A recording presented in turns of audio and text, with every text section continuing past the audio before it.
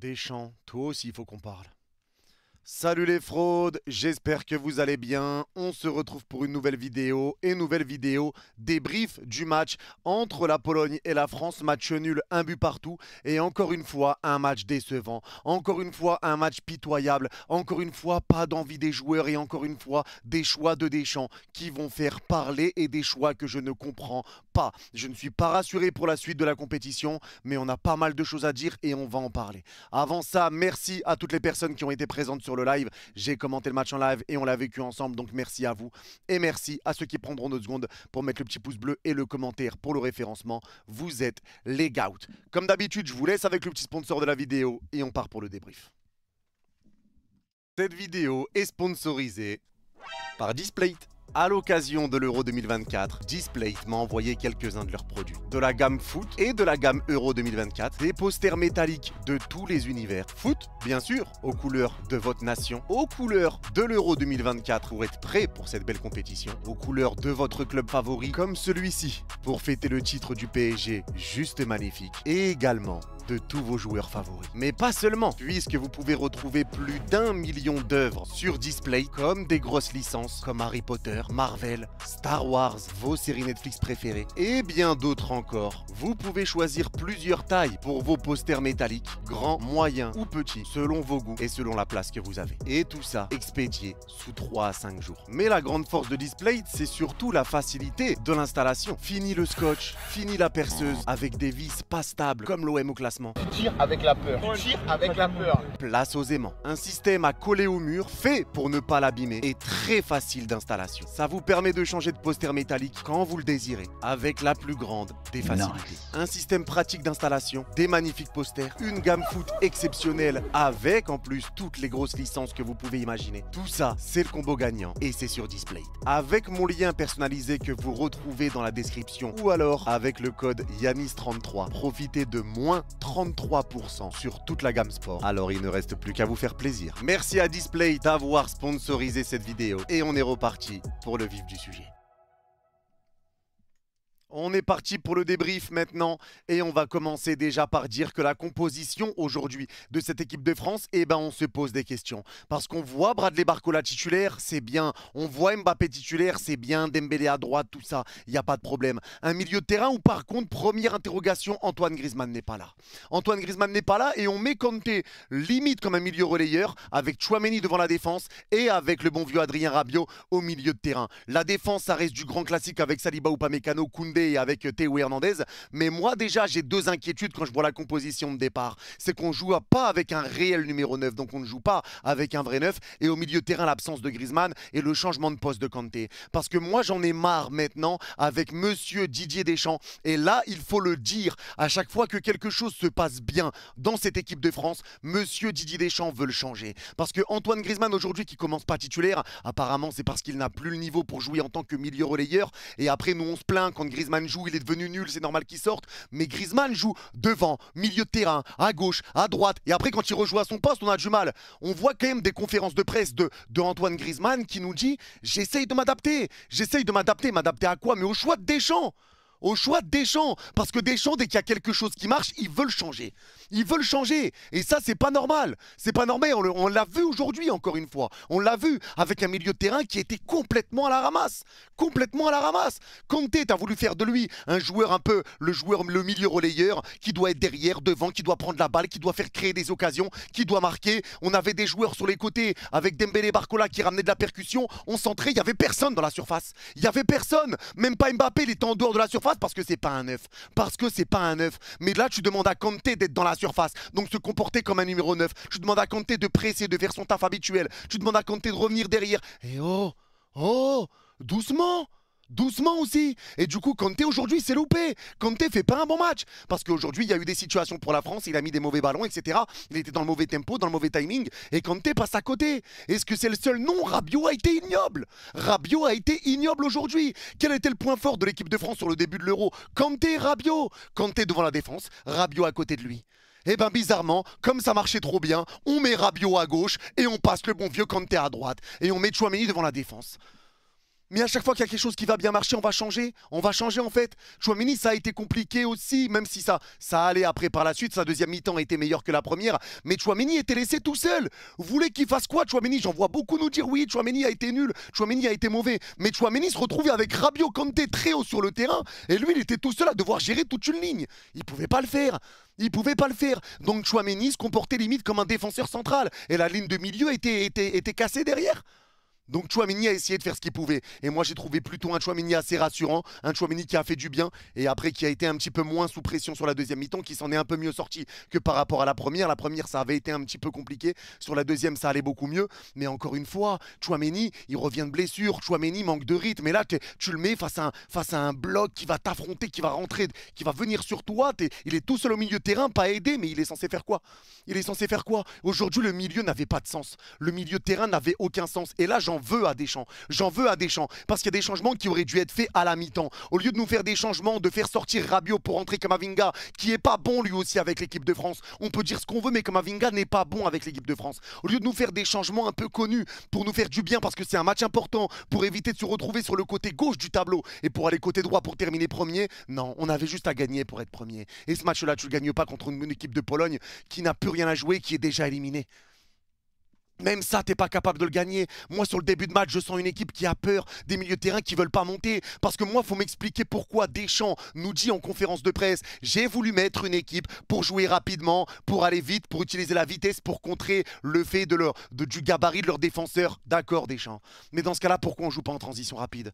Hein? Dans ce cas-là, pourquoi on joue pas en transition rapide? Et dans ce cas-là, pourquoi on met des joueurs de percussion qui percutent, qui centrent, mais il n'y a personne dans la surface? On n'a pas vu peut-être qu'avec Dembélé, qu'avec Barcola, le match qu'il faisait, avoir un joueur dans la surface aurait fait du bien. À chaque fois qu'on centrait, il n'y avait personne. On a demandé à Kanté de monter pour pousser le ballon au fond. Kanté! Mbappé n'est pas un neuf. Mbappé était tout le temps en retrait. Mbappé marchait un petit peu, se marchait dessus un petit peu avec Barcola. Bien qu'il y ait eu des bonnes combinaisons entre les deux. Hein. Il y a eu des bonnes combinaisons entre les deux. Mais Barcola a fait un super match. Il a bien joué. Pour moi, il ne doit plus bouger de ce 11. Il ne doit plus bouger de ce 11. Le problème, c'est que si Barcola ne bouge plus de ce 11, Mbappé va jouer devant. Est-ce que c'est la meilleure option? Non. Non. Pour moi, c'est pas la meilleure des choses.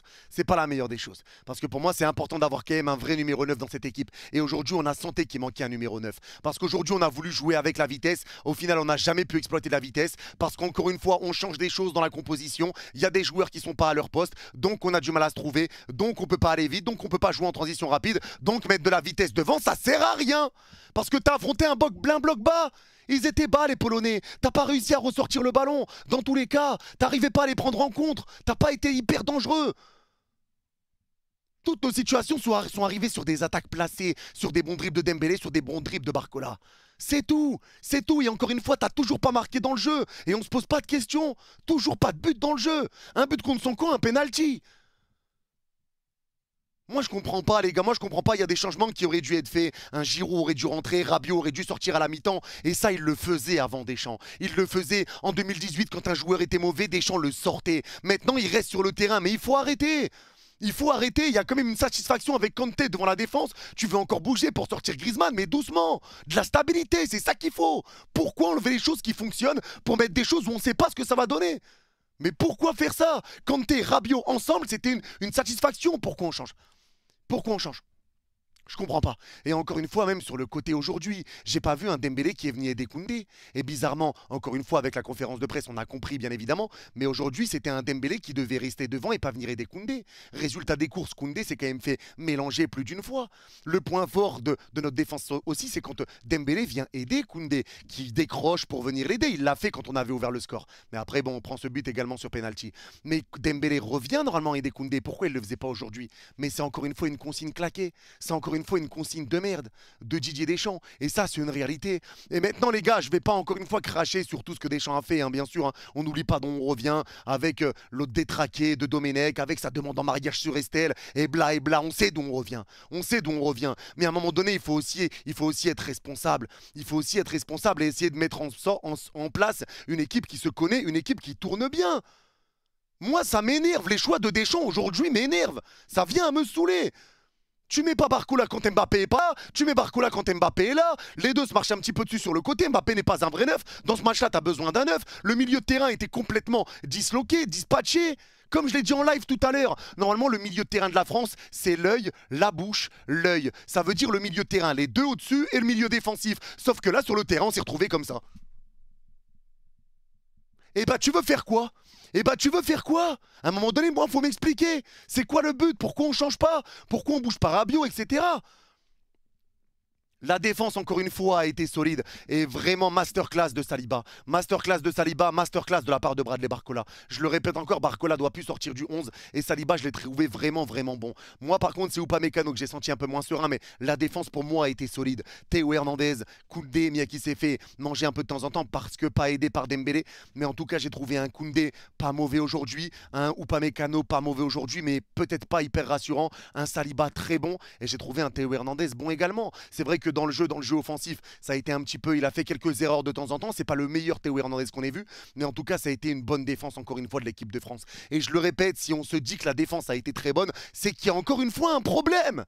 C'est qu'il y a un problème. Mais là, c'est même pas qu'une question de choix, qu'une question de joueur, qu'une question de Deschamps. Parce que Dembélé, oui, on a eu de la percussion, on a eu de la provocation. Dembélé, son problème, c'est la finition. C'est le dernier geste à Ousmane. Ça, on le sait que le problème, c'est le dernier geste d'Ousmane. Mais aujourd'hui, il a mis des bons ballons. S'il y avait un vrai neuf, ça aurait été poussé au bout. C'est pareil pour Barcola. Combien de fois il a centré? Il n'y avait personne dans la surface. Combien de fois il l'a fait? On est revenu en deuxième mi-temps pendant 10 minutes. Ça a bien joué. Après, ça a été horrible. Après, ça a été horrible. On a bien joué pendant 10 minutes à mettre de l'envie, à mettre de l'impact. Mais moi, aujourd'hui, j'en veux également aux joueurs. Parce que les joueurs, les gars, on ne peut pas dire le contraire. Je ne vois aucune envie dans cette équipe de France. Je ne vois aucune envie. Je vois des joueurs qui n'en ont rien à foutre. Des joueurs qui ne veulent pas se donner pour le maillot. Des joueurs qui sont là parce qu'ils doivent être là. Qui jouent parce qu'ils doivent jouer. Mais pas des joueurs qui ont envie. Les gars, à un moment donné, tu devais gagner pour terminer premier. Tu termines pas premier. Tu termines pas premier. Tu aurais pu te taper la Turquie éventuellement en huitième de finale. Derrière, tu aurais affronté la Roumanie en fonction de s'il termine premier, la Roumanie ou la Slovénie. Et bien au final, tu vas te taper peut-être la Belgique en huitième et le Portugal en quart. Et tu vas te retrouver du côté avec l'Allemagne, l'Espagne, le Portugal, la Belgique. C'est bon. Vous savez pas, vous donnez un petit peu, mettre un petit peu d'envie contre une équipe qui n'a plus rien à jouer. À un moment donné, il faut aussi se remettre en question pour les joueurs et mettre de l'envie sur le terrain, mettre de l'intensité, faire quelque chose parce que là, c'est inadmissible. Là, c'est inadmissible. Rabiot passe totalement à côté de son match. C'était ignoble. Ignoble et je sens une équipe de France qui a peur. Limite une équipe de France qui ne veut pas perdre. Mais c'est bon. On arrête les bêtises ou pas? On avait 4 points, on était déjà qualifiés avant de commencer le match. Il fallait aller le gagner ce match-là.